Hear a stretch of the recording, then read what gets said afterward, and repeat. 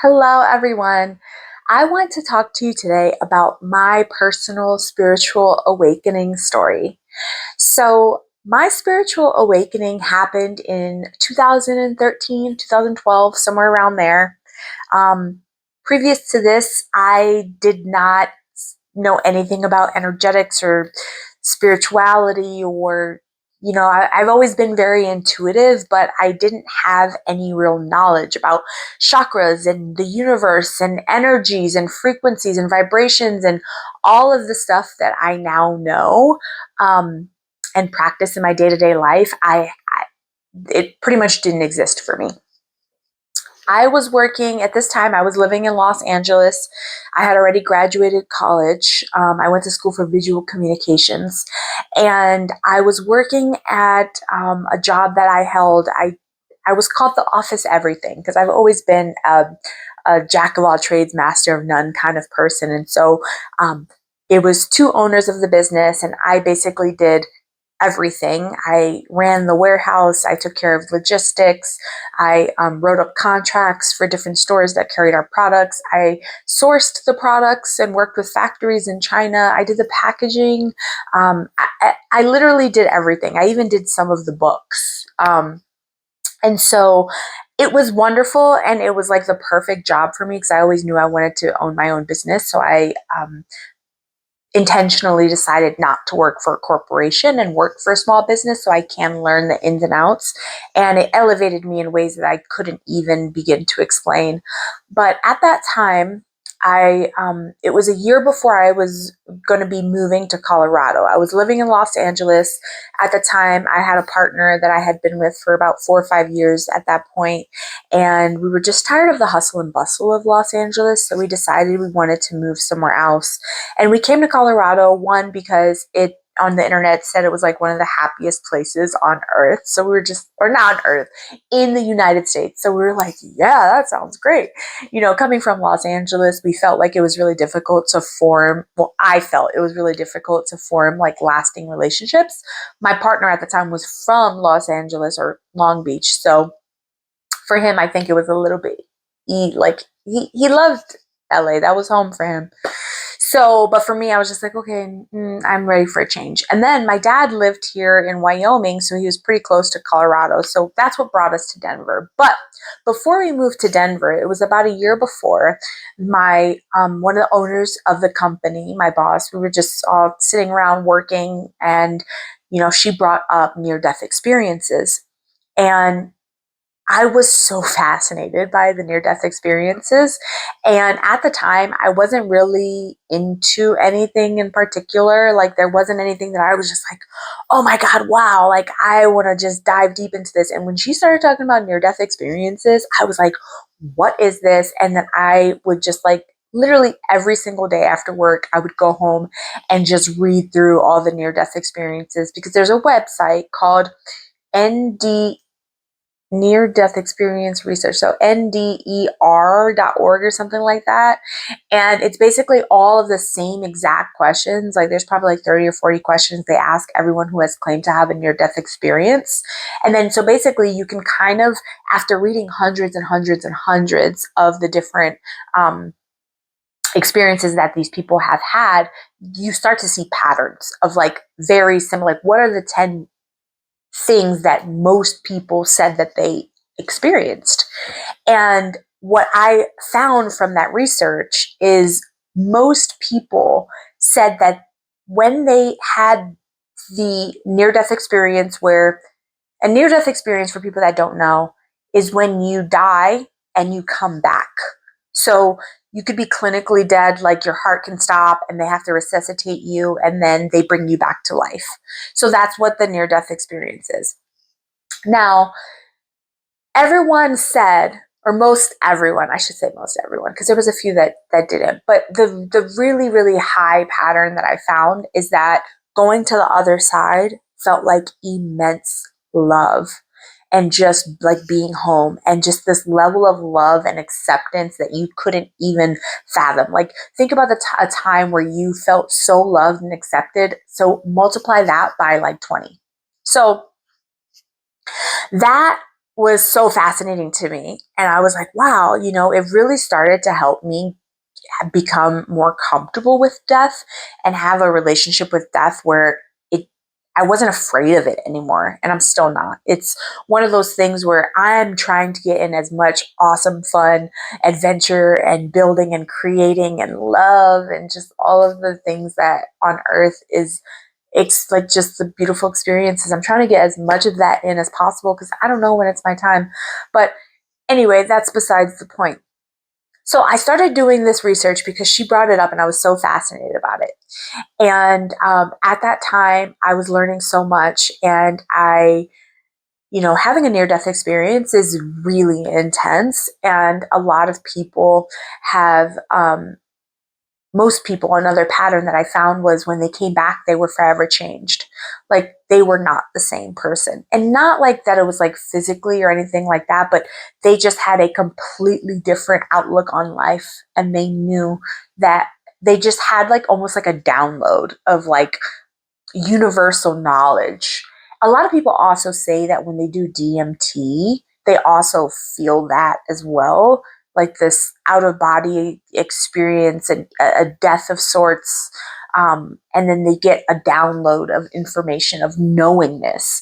And it's not even like that, it's not like they're sitting in front of God and God's like, oh, this and this and this and this and this. And that's like the download. It's just like they come back with this like knowingness and they don't know how they know it, but things are different.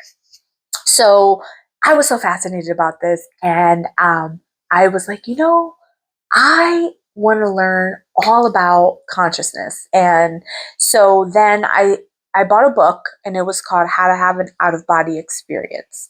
And it talks about the book I bought it at Barnes and Nobles. It talks about how you can consciously leave your body, like have your soul leave your body. So basically, your soul goes out of your body and you could see yourself laying in bed, and it's like you're conscious. You're it's a wild, wild, wild thing. If you want to know more, it's called out of body experiences, which is different than near death experience. Out of body experiences can be had. A lot of people also call it lucid dreaming. And so I bought the book and I tried it and I was successful twice. And for various reasons, I was like, okay, this is not for me. Like, you wake up extremely exhausted because you basically put your body into paralysis. Like, you get it to where your body can't move, but you're like conscious of things. So it's like you keep your mind awake while you put your body to sleep. And so I felt exhausted when I woke up. And there were other things as well. So the reason why I didn't pursue it, it just wasn't the right thing for me. But that made me even more fascinated because when I had a successful attempt, I was like, wow, there's something here. There's something more. It's not just us, living and working. Because at the time when I started going down these rabbit holes, I believe I was 20, probably 23 or 24. So I was still, no, maybe 24, 25. I was still really young, regardless. I was very young. I had just graduated college. It was the first time I was living outside of, my mom's house. And so there was a lot to learn. So I was like completely blown away and fascinated. And then at the time, my partner, like right before we moved to Colorado, my partner started seeing numbers and it was a pattern. And he goes, I keep seeing 556 everywhere. Or I believe that was his number. And I was like, what do you mean? And he's like, it's weird. I will like wake up in the middle of the night and I see it on the clock. Or like I'll get gas and it's like 5560, or I'll, get something from this grocery store and it's 556 or whatever, but I just keep seeing it everywhere and I have no idea why. So I was like, oh, fascinating. So then I Googled it and then I learned about angel numbers. And I believe probably most people have numbers that they see. A lot of people say they see 1111 or 111 everywhere, which is kind of like a very introductory number. Obviously it's one, right? It starts the number pattern. As you progress in your spirituality and as you progress on your journey, you start seeing other numbers. I've seen every number from 000 all the way, to 999, even 1010 at some points. But every single number pattern gives you a little clue about where you're at with things currently. And it's basically like a way to communicate with the universe. So at this time, he had been seeing this number. And I, of course, wanted to research it. And I found that it was like a number for new beginnings, like new beginnings happening. And it made total sense to us because we were moving to Colorado. But at the time, I hadn't been seeing any numbers. And I felt a little bit jealous. I was like, man, why is he getting numbers? I'm not. I want numbers, you know? And so, whatever, he still kept seeing it. Then we moved to Colorado. We get to Colorado. We get into our apartment. I'm still working remotely now at this point for the job that I was working when I was in Los Angeles. And at this time, I was like really burnt out with the job. I was burnt out with, I was just very burnt out. And I felt like I was doing so much work and not really making the amount of money that I should have been making. And I realized that a remote position just wasn't right for me. I think I'm too much of a social butterfly and I get energized by other people's energy and pumped by other people's success. So being in an office at that time was something that I really desired. Anyway, I start seeing the number pattern once we were moved in and settled 223. And at the time, it was this like number of you need to change things up. Things are stagnant. You need to change things up. It's time for a change. Even till today, I see 223 and I know that something's wrong and that I need to analyze what's going on and then redirect. So I was started seeing 223. I was like, ooh, I'm starting to see numbers, you know, but I didn't know what to do with it. And so I look online and I say, and I was online for something I was researching and I seen this thing pop up about like spiritual mediums. And it may be because I was Googling, like, what does it mean when you see 223? Like earlier in the week or whatever, that, because this was random. This a spiritual medium advertisement popped up pretty randomly. I wasn't on anything that had to do with any, you know, woo-woo spiritual stuff. So I click on it and I'm like, what is a spiritual medium? So I found out that it's someone who connects with the dead, right? A psychic who connects with people who have passed on. And so I'm like, okay, this is interesting. Well, let's see. So I reach out to her and I see how much she charges for a session and I make an appointment. So I forget exactly what it was that she asked for. She didn't ask for much information. I think it was my email address where she could send specifics like how to do everything and then maybe my name. But anyway, I go in and I was blown away. When I say I was blown away, I was blown the freak away. It was insane because when I got there, she had no idea of me seeing numbers. When I first got there, she goes, okay, so I tuned into your energy before you came. I do this for all of my clients. And I kept seeing like this lynx, like a cat, a lynx in the woods. And all I kept hearing was 22223, 22223. And at the time I was only seeing 223. So she had an extra two in there, but I was blown away. I was like, what in the hell is going on? Because I found her information through Google. Like after I researched what a spiritual medium was, I typed in spiritual mediums and then I put my zip code and so it was like a very separate, like browsers, it was separate. So there's no way that she could know that I was seeing 223. And so that freaked me out. And then when we started doing the session, she told me, she's like, because I'm like, what is my purpose? I want to change careers. I don't know what my purpose is. I don't know where I should be going or what I should be doing. And she goes, your purpose is to do what I do. And I'm like, girl, you must not know me. Because actually, before I went to go see her, I was reading the Out of Body Experience book, and I was reading other books like Do Dead People Watch You Shower? That's the name of the book, Do Dead People Watch You Shower? And it's basically this book like that that was written by a medium that talks to you about like what the how dead people and people who are on planet Earth, like how, like what they can see, what they can hear, what they can do, and all this other stuff. So the book was like really fascinating. Anyway, I was reading all these things, and I remember this moment sitting out on my porch, and I was reading the book, and I said, God, I wish and pray that in another lifetime I'll be able to to speak to spirits, and I be able to kind of have a hand in this world, right?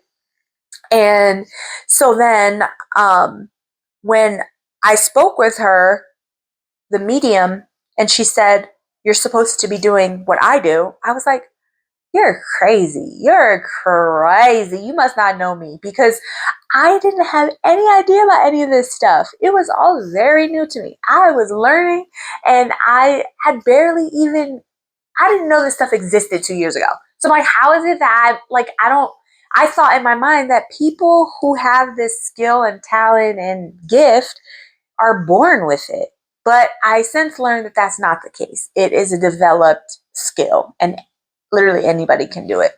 So I was like, okay, I took that with a grain of salt. It made me so excited though, because I was just like, ooh, I would love to. I was so fascinated by this stuff. And so by spirituality, just in general, like I am such a spiritual person, and spirituality is literally a pillar of my soul that I'm about it. And if you know me, you know I'm about it. But anyway, so going back to the reading, when I was a little girl, I was 10, 11, no, it was before I was 10, so 8 to 10, around that time frame. A family friend, his name was Danny, had passed away. And this was when I lived in New Jersey. And he was my dad's friend, and he worked in our store. And so I have built a relationship with him. Like whenever I would come to the store after school, we would talk and joke and play or whatever. But obviously I was like 8 or 9 and he was a grown up.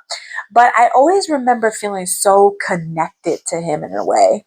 And I still do. I feel very connected to him. And it wasn't like I guess we were close, but it wasn't, it was like a soul bond more than anything, more than a physical life bond. It was like our souls just knew each other. We just like connected on a soul level. And so when I was at the spiritual medium, she told me, she's like, there's a guy here, and it doesn't look like he's a father figure or anything, but he's kind of like sitting way back in the room with his head down. But he has a message. He keeps showing me a wheel, like a steering wheel. And then I was like, that doesn't, I don't know who that would be, and that doesn't make any sense. And she goes, yeah, it's a wheel. He keeps showing me. Now he's showing me like a wagon wheel, like some sort of like wheel. It's a wheel. And I was like, that doesn't make sense to me. And she goes, okay, well, whatever. She moved on. She told me other things about my grandma, my dad's mom that had passed away, and a few other things as well, just from like my spirit guides, the messages that they had for me. And so I come home, and I was so excited, and I told my mom, because my mom was working as a travel nurse. She came to Colorado from LA to spend some time here, and I was like, Mom, I had a meeting with a spiritual medium, and this and this and this, and I was telling her all about it, and I was like, she did say that there was this like one guy that was like sitting in way back behind me, and he kept showing her a wheel, and that didn't make sense to me. And my mom was like, what kind of wheel? And I was like a steering wheel, like a guy that had passed away, but that wasn't my dad, showing a steering wheel. And my mom just starts crying, and I'm like, what who is, like, do you know who this is? And she's like, it was Danny. She was like, when he got into the hospital, because he actually had a seizure, the way he passed away, he actually had a seizure, and I was there with him. And I don't know why I'm getting emotional, because this happened so long ago, but we were at my house at the time when I was really young, and we were watching TV, and he was like sitting in the recliner, and I was sitting on the couch, And I go, I'm going to get us some ice cream. And so I go into the kitchen to make us bowls of ice cream. And it was just him and I think my mom and dad were upstairs. And so I get us bowls of ice cream. And I come back into the living room and he's like having a seizure in the chair. And I scream to my mom, and my mom runs down and she calls the ambulance and she tells me, go upstairs, go upstairs. And so I go upstairs, but I'm like watching the whole thing through the banister because I'm just like, you know, it was a very traumatic thing for me. And that was actually the last time I ever saw him because he went into the hospital and he never came back. But while he was in the hospital, so I guess he was supposed to help my mom with her steering wheel was broken on her car, and he was supposed to help my mom fix that. And my mom went to the hospital and saw him one day, and he said, I'm really sorry. I won't be able to fix your steering wheel because I guess he knew he was going to die. And she said, you're going to be fine. You're going to come out. You're going to be able to fix it. Don't worry. You're going to be fine. And then he died that night. And so he was sending the message through me that he was sorry, that he wasn't able to fix her steering wheel for her. And it was such a profound moment in my life to see that a random woman who doesn't know me from anything was able to communicate with someone that I loved on such a deep level, but not only to give the message to me, but to give the message to someone else. And for me, that showed me that there was this whole other world out there that I had no idea about, that, it was profound. It was life-changing. And I was never the same. I feel like that was a time that things just completely shifted. But I have to go back because the actual moment where I knew I was awakening spiritually actually happened when I still lived in California. And it was about a few weeks to maybe a month after I had learned about near death experiences. I was sitting in the office at the job that I worked. And I was sitting in, it was like a kind of a big room where all three of our desks were, the two owners and mine. And there was this moment where I was just sitting there working on my computer, and then suddenly I saw like glitter falling down like in front of my computer screen. And then I like look up to the ceiling because I'm like, what the fuck? And then I look all around me, and all throughout the office, there's like this like gold glitter just falling.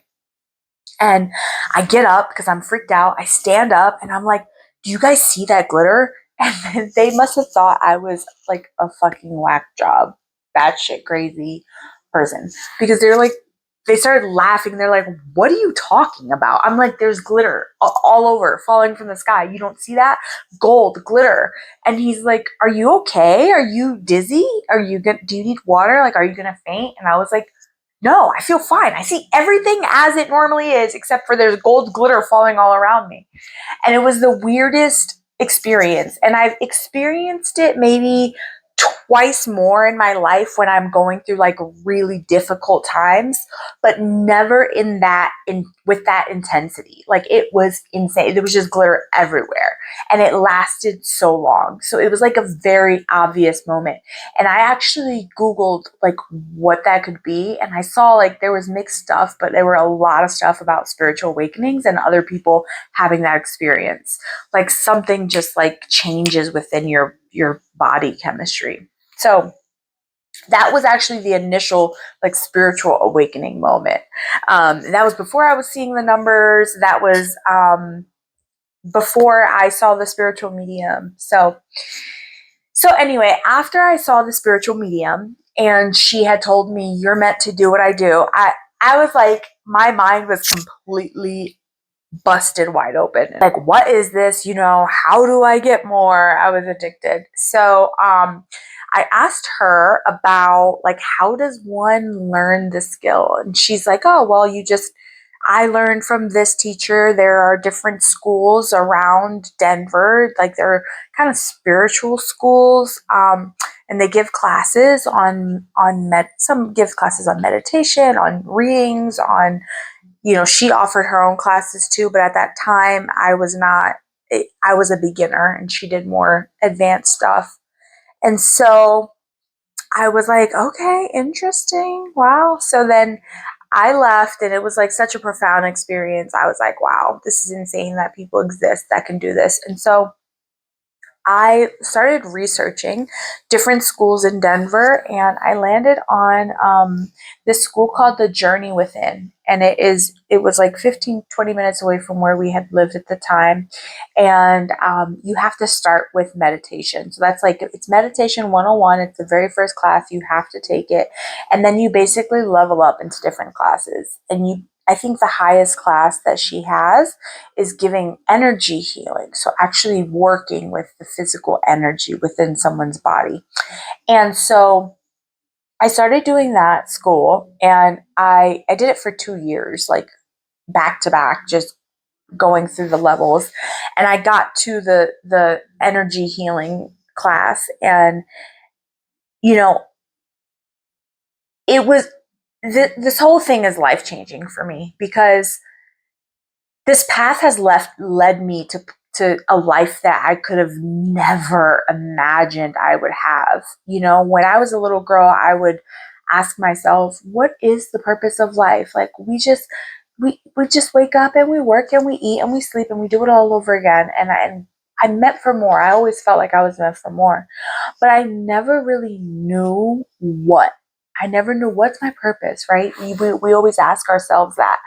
And if you would have told me that you would like delve into spirituality and like self-development and just be so passionate about personal growth, I would not have believed you because I always felt like I was going to be this like entrepreneurial, like titan woman, like in a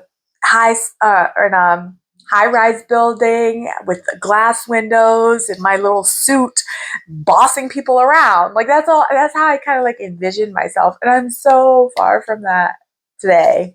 I started going to these schools or this school and taking these classes. And I started learning how to read energy and how to tune into it's like a universal wisdom.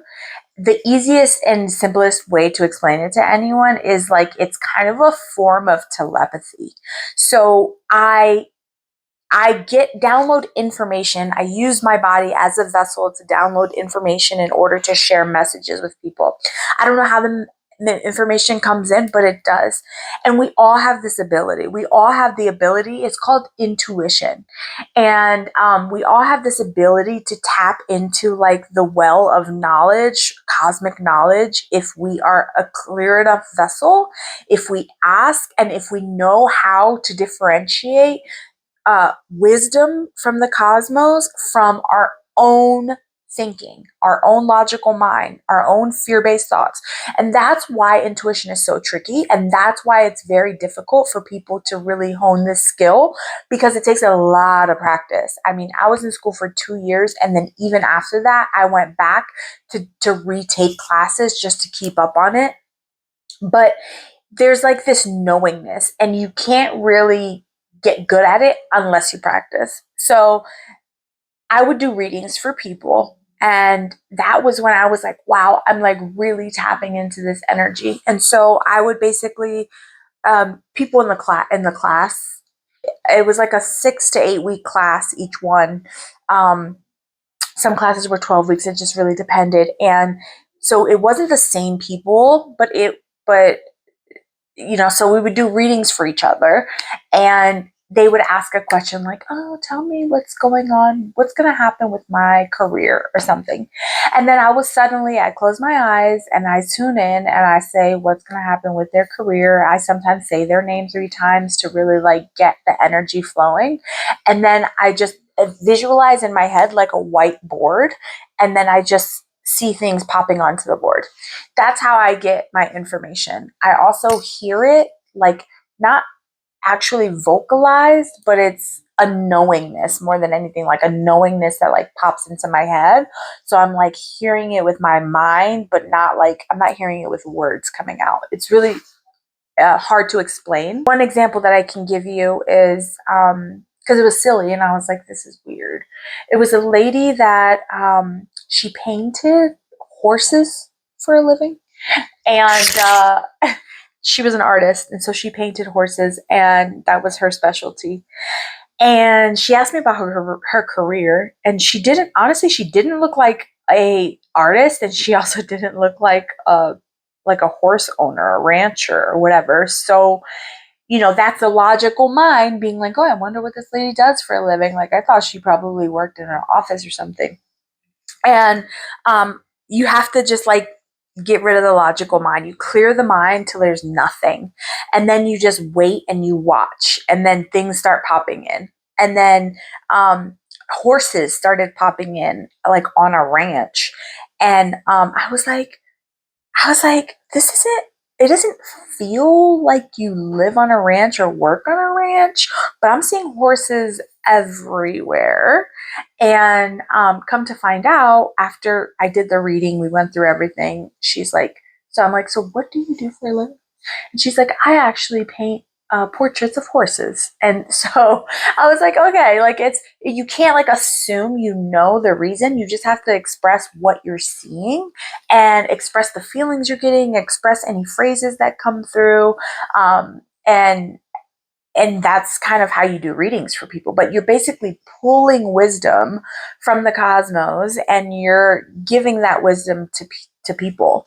And very similarly, when you're doing energetic healings, there's no verbal communication with that person. You're just tuning into their energy centers. And as you're tuning into each center, you're asking what's going on in that center. And you could feel the heaviness or the lightness of each energy center. So sometimes I will like go over an energy center and I would feel like my hand being sucked towards it. Because you don't ever physically touch someone, you just kind of hover and you basically feel the energy while you're hovering. And sometimes it's like pulling you in. It's like that really like dark, heavy, like overwhelming energy, and sometimes it's very light, almost like weak.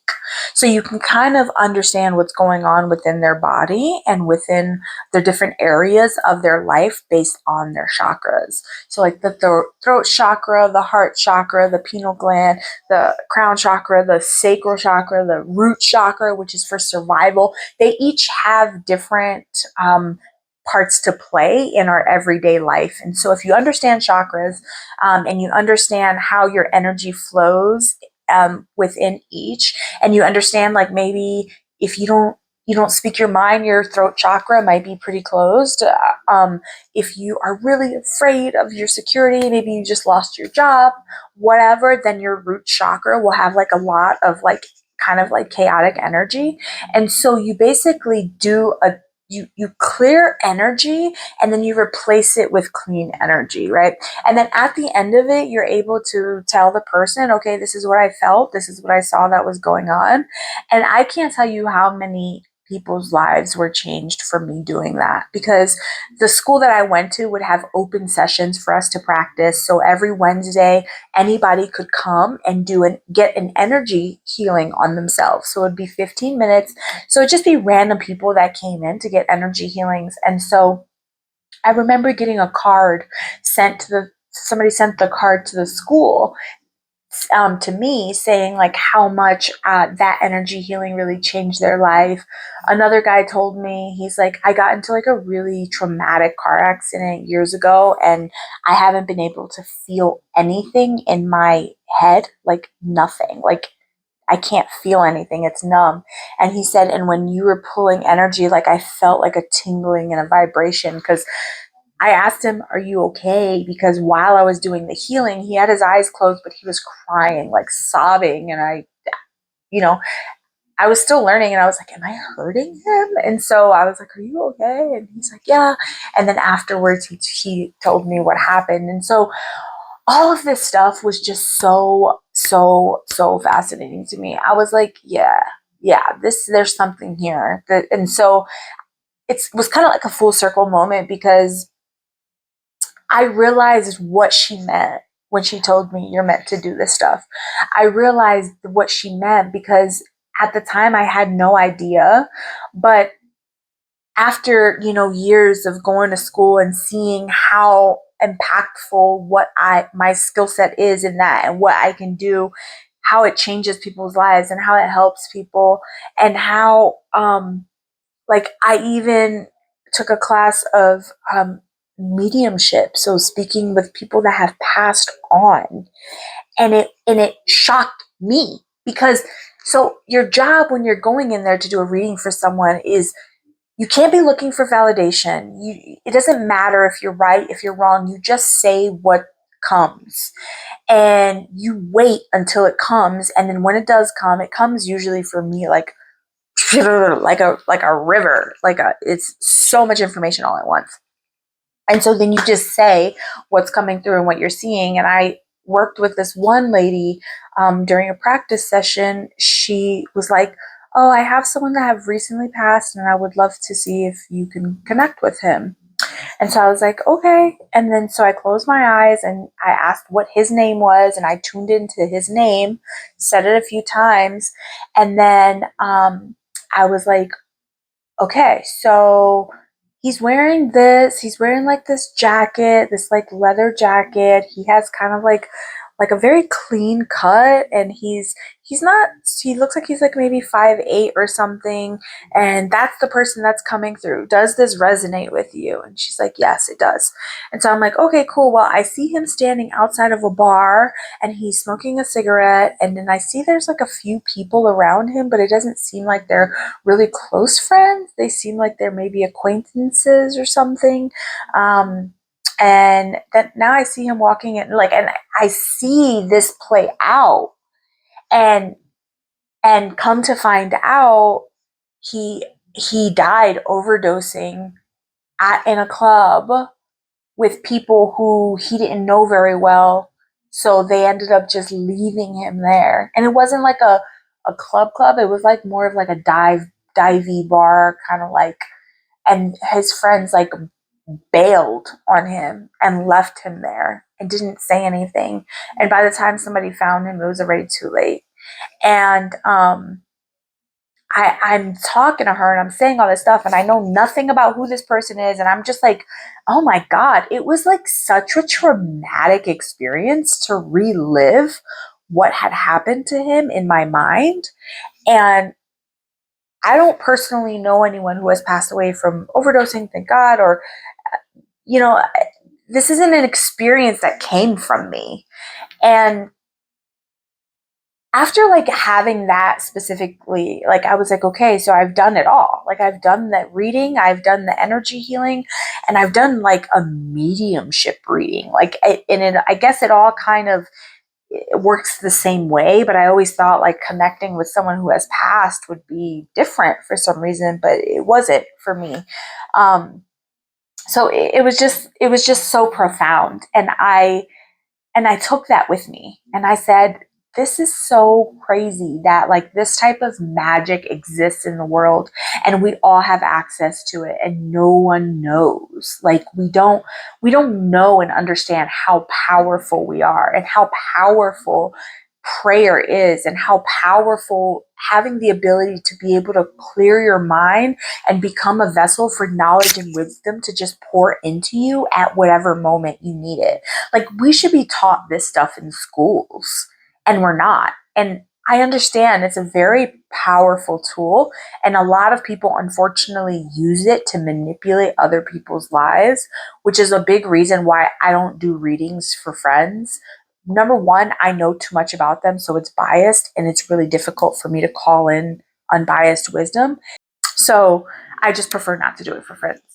So since all of that happened, like my partner at that time and we after we moved to Colorado, it was about, I would say, a year and a half, maybe 2 years, that we were still together until we separated, because I became this like completely different person, and he did too. It's actually pretty funny because he started getting into guns and shooting competitively, and I started getting into spirituality, and it was, it's the polar opposite, and we just became so different. And I give so much thanks and appreciation to his role in my life, because we loved each other on such a deep level, and I can't speak for him, but I've never been loved in that way again. And I don't know if he has. We don't talk much, but he's definitely one of those like people that are just like one of my soul teachers, my soulmates, and I'm forever grateful for him. He's such an incredible person, and I just want nothing but happiness, and I pray for him and everything like that, because he taught me so much. And even though we weren't able to continue through life together because our paths took such different turns and we weren't able to like work through it, it was like a block. It was weird because we for so long we got along really well and we were each other's person, and I never thought we would break up, but it happened so fast and it got so out of control. And I guess that's kind of what happens when people grow apart and grow into different people. It's almost uncontrollable, to be able to like stay together and make it work. But either way, we were in each other's lives for a reason, and I just don't know where I would be today if I hadn't gone through that journey of like moving to Colorado and seeing those numbers and reaching out to the medium and then taking classes and forget about it. Today, I have so much wisdom and knowledge about so much stuff because I tune in so much, and I have such a close relationship to my inner world and my inner being. And I can tune into other people's energy and I can tune into other people pretty well. And of course, like, I'm not perfect at this. I have tons of blocks. I feel like I tend to give people the benefit of the doubt and make excuses for people and all the other, like, really, like, crummy stuff that we can do, and those are all lessons that we have to work through as people. But I'm so grateful for all of this, the spiritual awakening that I had and all of the spiritual lessons that I've learned.